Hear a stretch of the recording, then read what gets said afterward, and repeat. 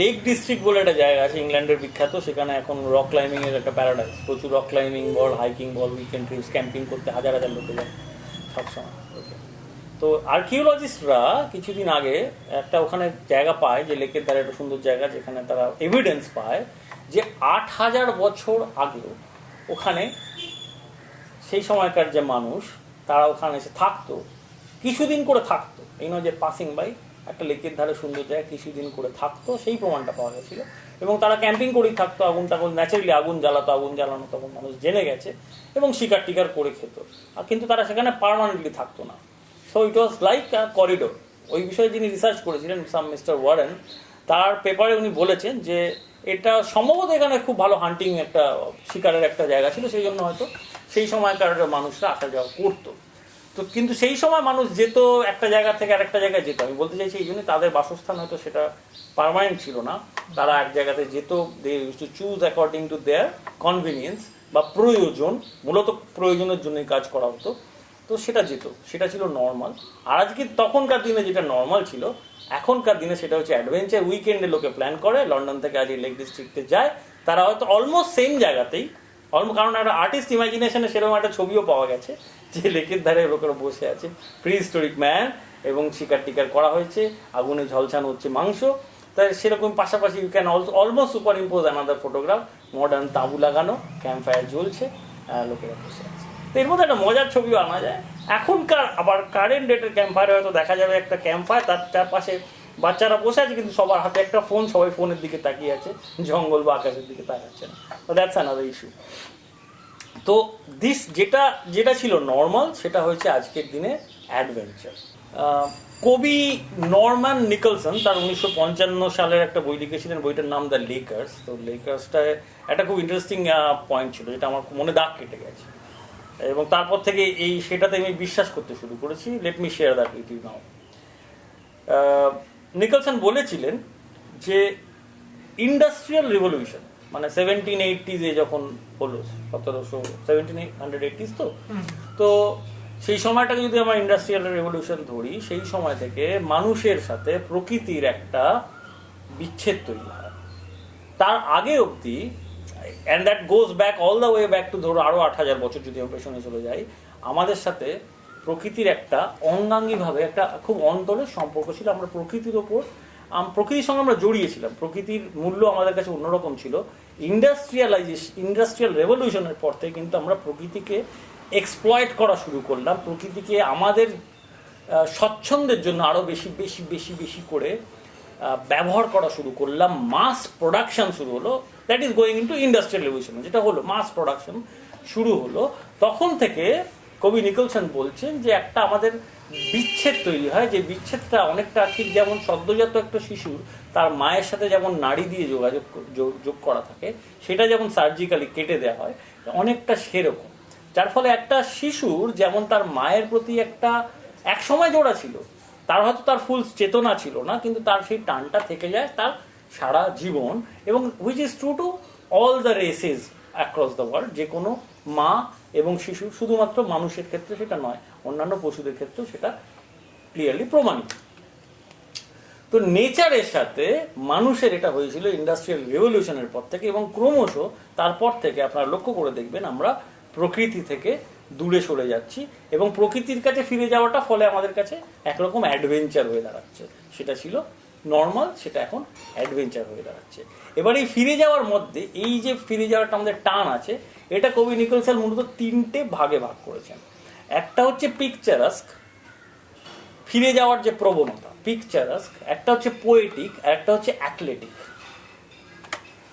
পিকচারাস্ক দেখবেন আপনার আমার মধ্যে এরকম বহু মানুষ আছেন যারা প্রকৃতি এমনি জেনারেলি বাড়ি থেকে বেরিয়ে একটা খাল, বিল, নদী, নাদা দেখলে মন ভালো লাগছে, প্রকৃতির যে পিকচারাস্ক একটা সৌন্দর্য রয়েছে, তাতেই যে ভালো লাগা, সেটা হচ্ছে দ্য পিকচারাস্ক রেসপন্স টু নেচার। এটা আমাদের সবার মধ্যে আছে। তারপরেটা হচ্ছে পোয়েটিক, সেটা সবার মধ্যে থাকে না, সেটা that can B A form of any form of art. সেটা গান হতে পারে, ছবি আঁকা হতে পারে, কবিতা লেখা হতে পারে, সাহিত্য হতে পারে। That is human kind another kind of response to nature. And the third is athletic. সেই অ্যাথলেটিকটার মধ্যেই আমরা মূলত আজকে আছি, which is adventurous activities, weather or mountains or deserts or oceans or to the polls. তো এই অ্যাডভেঞ্চার কাল্ট, সো এইটা ভাবে বিভিন্ন কাল্ট তৈরি হয়েছে ওভার দ্য সেঞ্চুরিজ, এবং এই লাস্ট 200 বছরে যদি ধরা হয়, যদিও ইন্ডাস্ট্রিয়াল রেভলিউশন, আমি আই লাইক টু ক্ল্যারিফাই, 1786-তে হলো, সেই সময় কিন্তু আমাদের কাছে রিয়েল ইন্ডাস্ট্রিয়াল রেভলিউশন এবং আধুনিকীকরণ যা যা দেখি, সেগুলো কিন্তু আরও 100 বছর পার করে, 100-150 বছর পরে আমরা রিয়েলি ফিল করেছি। Industrial revolution which happened over a period 1760 থেকে মোটামুটি ধরা হয় 1840 অব্দি ঘটনাটা ঘটেছিল পাশ্চাত্যে। তো 1760-এ যখন ইন্ডাস্ট্রিয়াল রিভলিউশন শুরু হয়ে গেছে, আমরা দেখি 1782-তে মো ব্লাঁ ক্লাইম্ব হচ্ছে। যে সময় ইন্ডাস্ট্রিয়াল রিভলিউশন শুরু হলো, চলছে, সেই সময় ওদের অ্যালপিনিজম যেটা আমরা বুঝি, যেটার একটা ফর্ম ওয়াইডার পার্ট হচ্ছে মাউন্টেনিয়ারিং, উইচ ইজ এসেন্সিয়ালি দুটোর মধ্যে কোনো পার্থক্য নেই। আলপসে যেহেতু শুরু হয়েছিল, আলপসে ক্লাইম্ব করার স্টাইলে শুরু হয়, আলপিনিজম, আলপসে এখনও আলপিনিজম শব্দটাই বলে, আলপিনিস্টই বলে, মাউন্টেনিয়ার বলে না। Mountaineer is a more American term, আর climber is a more British term. ফলে আমরা একটু কনফিউজ হয়ে যায় অনেকে, এটা আসলে কনফিউশনের কিছু নেই। তো যাই হোক, অ্যালপিনিজম অলরেডি শুরু হয়ে গেছিলো ইউরোপে 1760-এ। আর আমরা যদি সেই 1760-এর ভারতবর্ষে আসি, তখন দেখা যায় যে তখনও বোধহয় লর্ড কার্জন রয়েছেন আমাদের এখানে ভাইসরয়, ওখানে অ্যাংলো মারাঠা যুদ্ধ চলছে, নারায়ণ রাও পেশোয়া মার্ডার হচ্ছেন। তো এরকম বিচিত্র সব ঘটনা আমাদের এখানে হচ্ছে। আমাদের এখানে পাহাড়ে উঠে অ্যাডভেঞ্চার হবে, কোনো একটা বিরাট গ্লোরি আসবে, সেটা ভাবার অবকাশের সময় আমাদের সেটা ছিল না। তো যে সময় অ্যাথলেটিক কাল্ট ওখানে জন্ম নিল এবং তার কাল্টিভেশন শুরু হলো, উন্নতি শুরু হলো, সেই সময় আমরা কিন্তু একদম অবদলিত একটা জাতি। ফলে আমাদের এইটা কল্পনার মধ্যে, সুদূর কল্পনাতেও ছিল না। সব থেকে বড় অ্যাডভেঞ্চার ছিল যে তখন সবাই ইস্ট ইন্ডিয়া কোম্পানি মানে হাতে আসছে ব্যাপারটা। তো 1757 পলাশির যুদ্ধ, 1857 প্রথম ফার্স্ট ওয়ার অফ ইন্ডিপেন্ডেন্স। তো সেই জায়গা থেকে আমাদের কাছে ভাবা যায় না। আমাদের ভারতবর্ষে মাউন্টেনিং শুরু হলো কবে থেকে? 1953 সালে এডমন্ড হিলারির সঙ্গে তেনজিং নোরগে এভারেস্টে উঠলো। তারপরে জওয়াহরলাল নেহরু উদ্যোগ নিলেন, বিসি রয় হাত মেলালেন, দার্জিলিংয়ে মাউন্টেনিং ইনস্টিটিউট স্থাপন হলো। তার আগে অফিসিয়ালি আনঅফিসিয়ালি মাউন্টেনিং কোথায় ভারতবর্ষে? সুতরাং it is a compare to যেখানে ওদের 200 বছরের বেশি অ্যালপিনিজমের ইতিহাস, সেখানে আমাদের এই ইতিহাস হচ্ছে অল্প 70 বছরের ইতিহাস, তাই না? 1940 70+ ইতিহাস।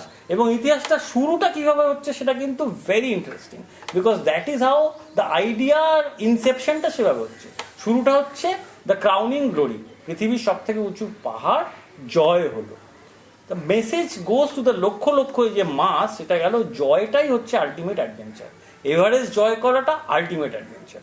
এই সময়ের মধ্যে কিন্তু ভারতবর্ষে এলো, এবং যারা শুরু করলেন তারপর থেকে মাউন্টেনিয়ারিং যেখানে প্রশিক্ষণ ইনস্টিটিউটগুলো তৈরি হলো, সেগুলো দেওয়া হলো আর্মির লোকজনদের হাতে, এবং আর্মিদের আন্ডারে কিছু শেরপাড়া ব্যবহৃত হলো, এবং বা আদার এথনিক মাইনরিটি পাহাড়ের কমিউনিটিতে ব্যবহার করা হলো, যারা পাহাড়ি তাদেরকে একটু প্রশিক্ষণ দিয়ে কাজ শুরু করা হলো, যেমন শেরপা।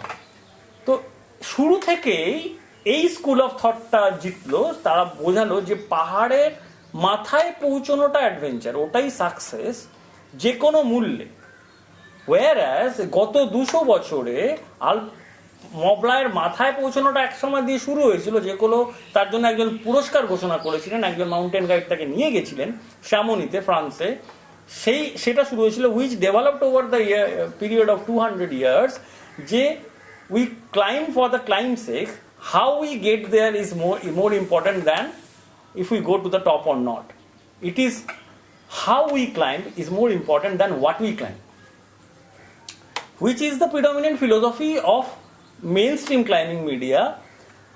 Whereas আমাদের এখানে হলো যে একদম শিখরের ওপর উঠতে হবে, এবং কি যে কোনো মূল্যে আমাকে পৌঁছতে হবে, ব্যাপারটা একটা যুদ্ধ জয়ের মতো। সেই জন্য the style never ম্যাটার্ড।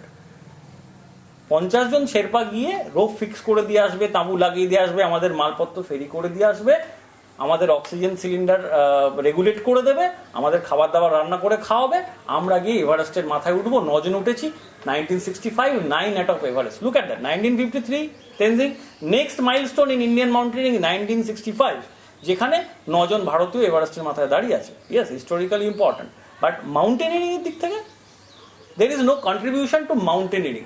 Indian mountaineering হ্যাঁ, একটা মাইলস্টোন ইজ বিন অ্যাচিভ, কিন্তু মাউন্টেনিয়ারিংকে তারা কিছু দেয়নি। তারা যে স্কুল অফ থটটাকে ক্যারি করেছেন সেই 1953 জয়ের কনকোয়েস্টের স্কুল অফ থটটাই এখন অবধি জিতে আসছে। এখন অবধি প্রত্যেকটা স্কুল অফ মাউন্টেনিংয়ে সেই একইভাবে জিনিসটা শেখানো হয়, যে কোনো মূল্যে তোমাকে একটা পিকের মাথায় পৌঁছতে হবে। সেখানে শেরপাড়া, এই যে উই আর টিপিক্যালি রেসিস্ট, কিন্তু ইন্ডিয়ানসরা এন্টার সাব কান্ট্রি, সেটা we take things for granted যে এটা হবে। শেরপাড়া দড়ি লাগাবে, অমুকে রান্না করবে, কুলিতে মালটা পৌঁছে দিয়ে আসবে, এগুলো আবার বলার কি আছে? এভাবেই তো হয়ে আছে। এক্সকিউজ মি স্যার, এইভাবে অনেক দিন ধরে কাজটা বন্ধ হয়ে গেছে। দেয়ার আর মাউন্টেনিয়ার্স ইন দ্য ওয়ার্ল্ড, তারা শুধু আলপসে তো করেনি না, তারা দে কাম টু গ্রেটার রেঞ্জেস, বড় রেঞ্জেস, কারাকোরামে বলুন, হিমালয়ে বলুন, নান্ডিজে বলুন, তারা নিজেরা পুরোটা করার চেষ্টা করেন। হ্যাঁ, বেশ কিছু জায়গায় বেস ক্যাম্পে দীর্ঘদিন থাকলে তাদের হয়তো সেইটুকু দেওয়া হয়, মাল পৌঁছানোর জন্য পোর্টার বা মিউলস ব্যবহার হয়, কিন্তু বাকিটা তারা পিওরলি করেন। গত 2 দশক বা 3 দশক ধরে যেটা হয়েছে, তোমার যদি দেখা যায় যে ভারতবর্ষের একটা শ্রেণীর মানুষের মধ্যে একটা স্টেডি পার ক্যাপিটা ইনকাম বেড়েছে। সেটা বাড়ার সাথে সাথে, সেটা যে বেড়েছে সে বিষয়ে একটা শ্রেণীর মধ্যে বেড়েছে, যদি আমি বারবার বলছি, সেটা বাড়ার মধ্যে তাদের মধ্যে এই যে মি টু অ্যাডভেঞ্চারার, তাদের মধ্যে সেই ক্ষমতাটা জন্ম নিয়েছে, যেটা এতদিন শুধুমাত্র পাশ্চাত্যের মানুষ, যাদের যে হ্যাড এক্সট্রা শুধু ডলার এবং পাউন্ডের ক্ষমতায়, তারা যে লক্ষ লক্ষ ডলারের অ্যাডভেঞ্চার প্যাকেজগুলো কিনতে পারছিলেন, সেখানে ভারতবর্ষের একটা শ্রেণীর, একটা সেগমেন্টের মানুষ একটু কষ্ট করে হলেও যেতে পারছেন। এটার ফলে যেটা শুরু হয়েছে, ওই মি টু অ্যাডভেঞ্চার, এই টার্মটা বড় করেছি ডক্টর রূপক ভট্টাচার্যের কাছ থেকে। আমার মনে হয়েছে যে হ্যাঁ, আমিও অ্যাডভেঞ্চার, আমিও এভারেস্ট উঠেছি, আমিও এই যে টেন্ডেন্সি, এই মি টু অ্যাডভেঞ্চারের প্রকোপটা বেড়ে গেছে। লেট আস কল ইট প্রকোপ, কারণ এটা কোনো ভালো জিনিস নয়। এটার ফলে একটা রিপিটেশন, প্রত্যেক বছর আমরা দেখছি যে গ্রুপ অফ ইন্ডিয়ান্স, একটা দরিদ্র দেশ যেখানে এখনো একটা হিউজ সংখ্যক লোক দিনে 200 টাকার বেশি রোজগার করতে পারেন না, একটা হিউজ সংখ্যক মানুষ যেখানে এখনো অপুষ্টিতে মারা যায়, যে লিস্টে আমরা আফ্রিকার বেশ কিছু দেশের থেকে আগে আছি চাইল্ড মর্টালিটিতে, সেই রকম দেশের লোক সব থেকে বেশি ব্যবসা দিচ্ছে নেপালের এজেন্সিদের 8000 মিটারের পাহাড়ে ওঠা। তো সেই পটভূমিকায় দাঁড়িয়ে তো আমায় কথা বলতে হবে। আকাশে হাওয়ায় দাঁড়িয়ে তো কখনো ভাবনা চিন্তা করা যায় না, যে মাটিতে তাকে পড়তেই হয় আপনার। তো এই ফলে এই me two adventure is therefore is an infection. এটা একটা সমস্যা, এটা একটা প্রকোপ। এই প্রকোপের ফলে কি একটা স্টিরিওটাইপ তৈরি হয়। স্টিরিওটাইপটা কি, যে এভারেস্টে ওটাটাই অ্যাডভেঞ্চার, বা যে কোনো সামনে গত বছর এভারেস্টে উঠেছি, এবছর মাকালু বা ধৌলাগিরি বা যে কোনো একটা, মানে প্রত্যেকটা জায়গায় কিন্তু ট্রাভেল এজেন্ট ফিক্স, সেটা কোথাও হাইলাইটেড নয়। এবং স্টিরিওটাইপ যখন তৈরি হয়, এবং সেই লোকটাই হচ্ছে আমার অ্যাডভেঞ্চারার, মানে সেই হচ্ছে আসল, মানে আদর্শ একজন, এতদিনে আমরা পেলাম গ্লোবাল স্ট্যান্ডার্ড। এই যে মিসআন্ডারস্ট্যান্ডিং, এটা আসে একটা স্টিরিওটাইপ থেকে। স্টিরিওটাইপ জেনারেলি ভুল চিত্র দেয়, যেমন যে আমেরিকার স্টিরিওটাইপ কিরকম, মেক্সিকান মানেই হচ্ছে ইলিগাল ইমিগ্রান্ট, হ্যাঁ, আফ্রিকান কালো আমেরিকান মানেই ওরা ক্রিমিনালস, এইরকম আর কি, বা মুসলমান মানেই টেরোরিস্ট, এগুলো হচ্ছে স্টিরিওটাইপ। তো এই স্টিরিওটাইপটা অ্যাডভেঞ্চারে তৈরি হয়েছে, এবং সেটা যেমনভাবে সব জায়গায় মেন স্ট্রিম মিডিয়া তৈরি করে, এখানেও সেই মেন স্ট্রিম মিডিয়া তৈরি করেছে। এবং বাকিরা আমরা তো জেনারেলি ভাবি না, জিনিসটাকে অ্যানালাইজ করি না, we have taken it for granted যে অ্যাডভেঞ্চার। সো এই স্টিরিওটাইপ বা repetition of a single story, একই গল্প বারবার বলা, is a dangerous, is a form of propaganda. এতে আসল যে purity of the thing, the philosophy of adventure, এটা হারিয়ে যায়। এবং এই এত উত্তেজনার সঙ্গে, এত সিনসিয়ারিটির সঙ্গে আমি কথাটা এই জন্যই বলছি, আমার মতো আইএম শিওর অনেকেই চান না এটা হারিয়ে যাক, যাতে আগামী প্রজন্মের আমাদের ছেলেরা মেয়েরা তারা যাতে এই স্টিরিওটাইপের শিকার না হয়ে যান।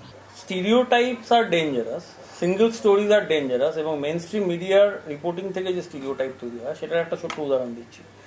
সেটা হচ্ছে ভারতবর্ষ থেকে যে দক্ষিণ মেরু অভিযান হয়েছিল, প্রথম আমরা জানি যে সত্যব্রত দাম নেভির একটি টিম নিয়ে গেছিলেন, এবং সেটা নিয়ে বিরাট চর্চা হয়েছিল, রেডিও, টেলিভিশন, নিউজ পেপার, কাণ্ড পড়ে হয়েছিল। And we all felt very proud যে ইন্ডিয়ানরা গেলেন, একদম পোলে পৌঁছলেন। তার বেশ কিছু বছর পরে কর্নেল আনন্দ স্বরূপ, আর্মির অ্যাডভেঞ্চার সেল কর্নেল আনন্দ স্বরূপের নেতৃত্বে একটা ফুল আর্মির টিম, তারাও পোলে গেছিল, কিন্তু তারা এতটা পাবলিসিটি পাননি। তার কারণ আগে অলরেডি সত্যব্রত দাম গেছেন। So what were the doing unique about it, already তো সত্যব্রত দামের টিম করেছে। তো এইটা দেখুন, যেটা মিডিয়াতে বোঝানো গেল না, সেটা হচ্ছে সত্যব্রত টিম যেটা করেছিলেন, সেটা হচ্ছে the last degree of south pole. The last degree of south pole হচ্ছে 111 কিলোমিটার, মানে লাস্ট 89 ডিগ্রি সাউথ থেকে 90 ডিগ্রি সাউথ যাওয়া। আর কর্নেল আনন্দ সারকের যে টিম সেটি which is like almost 1,500 kilometre একদম the edge of the pole থেকে সেই অবধি অভিযান করে গেছিলেন 10 গুণের বেশি, এবং এন্টায়ার তার যে অবস্ট্যাকলস, তার ডিফিকাল্টি, তার সমস্ত হ্যাজার্ড নিয়ে এই আনন্দ সারকের টিম গেছিল। তো এবার আপনারা সাধারণ বিচারে কি বলছে যে 1600 মিটারে যে কোনটা রিয়েল পোলার জার্নি, একটা আপনাকে এরোপ্লেনে করে উড়িয়ে দিয়ে গিয়ে শেষ ডিগ্রিটা যাওয়াটা মেইন পোলার জার্নি হলো, নাকি ওটা চিটিং হয়ে গেল? সো এইভাবেই stereotypes are created among the full story and the full message and a full inspiration which is not really inspiration but something that is যেটাকে আমাদের কাইন্ড অফ চাপিয়ে দেওয়া ইন্সপিরেশন, যেটার মধ্যে যে কেউ পড়াশুনো করতে চাইবে দেখবে যে দ্যাটস নট দ্য রিয়ালিটি। এতক্ষণ আমি যেটা বলছিলাম যে একটা হচ্ছে the real main stream of adventure বা মাউন্টেনিয়ারিং যাই বলি, আর একটা ফ্রিঞ্জ, কিন্তু যে ফ্রিঞ্জটা এখন মেইন স্ট্রিম হয়ে দাঁড়িয়েছে due to media and the stereotype media has created, সেটা যার ফলে the fake is sort of overlapping the mainstream, যেটা চাপা পড়ে যাচ্ছে। এর যদি আন্ডারলাইন জাস্ট তলাতে চলে যায় মেইন জায়গায়, মেইন স্ট্রিমের মধ্যে হোয়াট আই সি, যে আমার মনে হয় যে কোনো অ্যাডভেঞ্চারিস্ট, যে কোনো অ্যাডভেঞ্চারার বা অ্যাডভেঞ্চারিস্ট এসেন্সিয়ালি একজন পারফর্মিং আর্টিস্ট, এবং তাদের পারফরমেন্সের জনার অনুযায়ী তার মধ্যে কিছু ক্লাসিফিকেশন করা যায়। Now if I just limit that to mountaineering, তাতে দেখা যায় এক শ্রেণীর মাউন্টেনিয়ার রয়েছে those who believe in the classic style of mountaineering, যে তারা they will go to a great range, be it Karakoram, be it Himalaya, be it Andes, এবং সুযোগ পেলে আল্পসে, ইউরোপিয়ান আল্পসে বা আমেরিকাতে কাস্কেডে, যে কোনো একটা বড় পাহাড়ের রেঞ্জে তারা যান, দে চুজ অ্যান অবজেক্টিভ, এবং তারা যতটা পিওর ফর্মে, যতটা আউটসাইডের হেল্প না নিয়ে, বাইরের লোকের হেল্প না নিয়ে, মানে যখন তারা সাউথ আমেরিকা বা ইন্ডিয়ান সাবকন্টিনেন্ট বা কারাকোরাম বা হিমালয় আসছেন, পোর্টার, শেরপা, এই ধরনের হাই অল্টিটিউড পোর্টার এই হেল্প না নিয়ে যতটা সম্ভব ইন্ডিপেন্ডেন্টলি একটা ক্লাইম্ব করতে চান। এটা হচ্ছে একটা class of mountaineers. These are the classic class of mountaineers. যেমন বনিংটন ছিলেন, ডগ স্কট ছিলেন, ডোগাল হাস্টেল ছিলেন, বোর্ডম্যান টাস্কার ছিলেন, এরা they belong to that class of mountaineer. সেই ক্লাস অফ মাউন্টেনিয়াররাও এখনও আছেন, প্রত্যেকটা দেশে আছেন, and that is the main mountaineering কোডটা কিন্তু এই বডিটা দিয়ে তৈরি। এখন ধরা যায় ধরুন মালকম বাস বা ভিক্টর সন্ডার্স, এরকম অনেকে আছেন ইংল্যান্ডে, আমার বন্ধু Susan, they form this core form. এরা কিন্তু সারা বছর নিজেরা ট্রেন্ড থাকেন and they have an objective যে এই বছরে আমরা ইন্ডিয়াতে যাব অ্যান্ড বাসুকি পর্বতের গায়ে ওই লাইনটা আমরা ক্লাইম্ব করব। So they live in the joy and ever hope on that aesthetics যে আমরা ওইটা পিওর ফর্ম ক্লাইম্ব করবো, পারবো না। একটা ছোট্ট উদাহরণ দিই, মালকম বাস দীর্ঘ 10 বছর অপেক্ষা করেছিলেন জানু কোট পিকটা, যেটা ওয়ান অফ দ্য লাস্ট আনক্লাইম্ব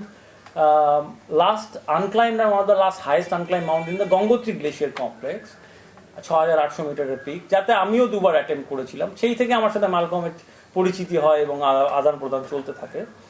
তো সেই জানুকোট পিকটা on their 4th attempt I think finally মালকমরা সাকসেসফুল হয়েছিল, এবং যেহেতু আমাদের টিমের সাথে আমরাও অ্যাটেম্প করছিলাম এবং একাধিকবার এরকম টেনশনও তৈরি হয়েছিল যে কে এই বছর যাবে, তো সেই নিয়ে we always had this ethical thing যে আচ্ছা তোমরা আগে ভেবেছো, সুতরাং যেহেতু তুমি আগে ভেবেছো, তুমি জানুয়ারি মাসে ভেবেছো, সুতরাং আমি ফেব্রুয়ারি মাসে ভেবেছি না, you go for the mountain.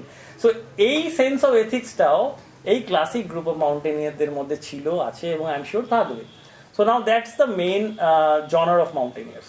এটার সাইড থেকে আরেকটা গোষ্ঠী তৈরি হয়েছে, সেটা যাদের হাতে, they are mostly young people, তাদের হাতে সময় নেই, এত ছুটি পায় না, they are preferring short term goals. তারা হয়তো একটা বিগ ওয়াল ক্লাইম্ব করে তাদের মধ্যে কেউ, অথবা তাদের মধ্যে কেউ বোল্ডারিং এর ইয়ে থাকে, বোল্ডারিং বা উইকেন্ডে ধরো ফ্রোজেন ওয়াটারফল ক্লাইম্ব করে।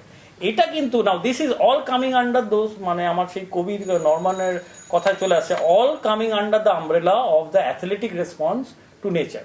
এগুলো কিন্তু সব কিছুই বিভিন্নভাবে, আমরা প্রত্যেকেই বিভিন্নভাবে নেচারের সাথে ফিরে যাওয়ার জন্য চেষ্টা করছি। This is nothing but the athletic response and poetic and picturesque response, তো আমি বলেছি।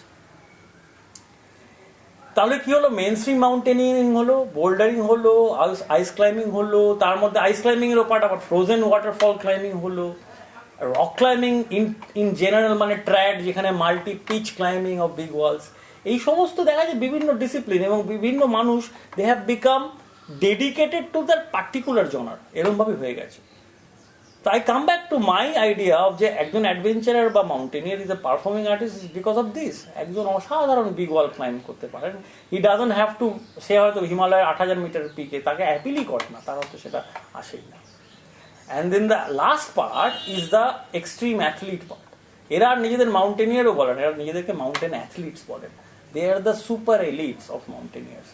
উইলি স্টেক নামটা এদের সবাইকে ডিফাইন করে দেয়, উইলি স্টেক বললে বাকিটা বলতে হয়। এবার উইলি স্টেকের পরবর্তীকালে, উইলি স্টেকের আগে থেকেই Ueli Steck didn't become Ueli Steck just like that, তার আগেও ছিল। উইলি স্টেকও বিভিন্ন মানুষ থেকে ইন্সপায়ার্ড হয়েছিলেন। ইউরোপে দীর্ঘদিন ধরে স্পিড ব্রেকিং ভাবা হচ্ছে, চ্যালেঞ্জ আফটার চ্যালেঞ্জ ভাবা হচ্ছে। তো it is coming from our inherent Quest for exploration না। আমাদের যে এক সময় যেগুলো মহাদেশ খুঁজে পাওয়া ছিল, এখন সেগুলো ছুঁচের মতো একটা সূচ্যাগ্রের একটা ছোট্ট কিন্তু ব্ল্যাঙ্ক ইন দ্য ম্যাপ খুঁজে বার করা হচ্ছে সেই সময়। তো দ্য কোয়েস্ট, আমরা হিউম্যান বিংস আর এক্সপ্লোরেটরি। সেই সময় তারা শিকার খুঁজতে বেরোতো, একটা গুহা থেকে আর একটা জঙ্গল দেখতে যেত। Now it has become an adventure. So অনেকগুলো লেয়ারে কিন্তু আমরা আলোচনাটার মধ্যে জড়িয়ে পড়ছি, it's fascinating. So coming back to Ueli Steck and this extreme athletes, এদের ক্ষেত্রে কিন্তু they are under a lot of pressure, it is my personal opinion. কারণ প্রত্যেক বছর বা প্রত্যেক সিজনে এদেরকে নতুন করে কিছু রেকর্ড করতে হচ্ছে, এদের উপরে একটা হিউজ স্পন্সরদের একটা বিরাট প্রেশার আছে। I am saying neither it is good or bad, it is just another genre. And just like any performing art, পৃথিবীর মানুষ যার যে দিকটা বেশি পছন্দ সে সেটাকে বেছে নিচ্ছে, এবং যার বোল্ডারিংটা বেশি অ্যাপিল করছে, আনন্দ বেশি পাচ্ছে, সে বোল্ডারিংয়ে যাচ্ছে। যার মনে হচ্ছে I will develop myself, I want to be like Ueli Steck, সে করছে। ফলে উইলি স্টেকের রেকর্ডও ভাঙা হচ্ছে, আলপসের রেকর্ড ভাঙছে, এভারেস্টের রেকর্ড ভাঙছে, we can see that.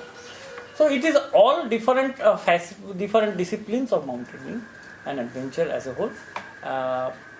I see myself, আমাদের যে ব্রড ক্যাটাগরি ছিল, আমার আশাটা শুরু হয় এইভাবে যে আমার জ্যাঠামশাই সুজল মুখোপাধ্যায় ছিলেন, he belong to this group of classic mountaineers. কারণ ভারতবর্ষে যে মাউন্টেনিংয়ের যে অবতীর্ণ হয়েছিল 1953 সালের পরে, সেটা হচ্ছে ক্লাসিক মাউন্টেনিয়ারিং। এবং ক্লাসিক মাউন্টেনিংয়ের যে ফর্মটা ছিল, সেই যে করে হোক কনকোয়েস্টটাই ম্যাটার করে, যে কোনো মূল্যে পাহাড়ের শিখরে পৌঁছতে হবে, which became the opposite part of the ethics or the ethos of mountaineering, যে it is not what we climb, it is how we climb। আমাদের ক্ষেত্রে ব্যাপারটা উল্টো হয়। একটা ইন্টারেস্টিং জিনিস দেখা যায় যে আমার জ্যাঠামশাইয়ের generation, which is the 60s, and তারপরে 70s, তারপর 80s থেকে কিন্তু এই বনিংটন বলুন বা ডগস্কট বলুন বা ডুগাল হাস্টান বা এনাদের সাহিত্যের জন্যই বলুন, এই একটা স্কুল অফ মাউন্টেনিয়ার্স ইন্ডিয়াতেও তৈরি হয়, বিশেষত বেঙ্গলে তৈরি হয়, যারা ক্রমশ মনে করেন যে না, একটা পিউরিটি প্রয়োজন আছে। আমরা ওই শেরপাদের ঘাড়ে পা রেখে আর পাহাড়ের মাথায় উঠে নিজেদের কলা তুলতে পারি না। সো অ্যালপাইন স্টাইল ক্লাইম্বিং এসে যায় কিন্তু 80-র দশক থেকে, 70-এর শেষ দশক থেকে। 78-এ আমরা দেখি গঙ্গোত্রী গ্লেশিয়ার এক্সপ্লোরেশন কমিটির মতো ক্লাব শেরপা সাপোর্ট ছাড়া শতপন্থের মতো পিক ক্লাইম্ব করার চেষ্টা করছে, এবং তারা শতপন্থের কল ছাড়িয়ে পৌঁছে যায়। তো you have to give a credit to that. তারপরে 80-র দশকে তো গৌতম দত্তরা, এদিকে নায়কদারা, বনভূষণ নায়কদা এবং দিগন্ত ক্লাব থেকে একাধিক, নন্দা খাক, এই ধরনের প্রচুর অ্যালপাইন স্টাইলের অ্যাটেম্পটস অ্যান্ড এফোর্টস কিন্তু হয়েছিল। পরের দিকে যেটা হয়, এই মেন্স যবে media became very loud and suddenly the fringe element, যাদের হঠাৎ করে গ্লোরি সিকিং, সেই প্রথমে ক্রাউনিং গ্লোরি সিকিং যে আমি ও মি টু অ্যাডভেঞ্চারাররা হঠাৎ এত প্রাধান্য পেতে শুরু করে, যে দ্য মেইন স্ট্রিম, যেটা actually goes opposite to the main stream Glamour, যেটা মূল স্ট্রিমে যে মাউন্টেনিয়ার, তারা অ্যাকচুয়ালি গ্ল্যামারের জন্য তো মাউন্টেনিয়ারিং করেন না। তো তারা প্রাধান্য পেতে শুরু করেন, ফলে একটা বেনজলটাই জল হয়ে দাঁড়ায়, পুরো জলটা নষ্ট।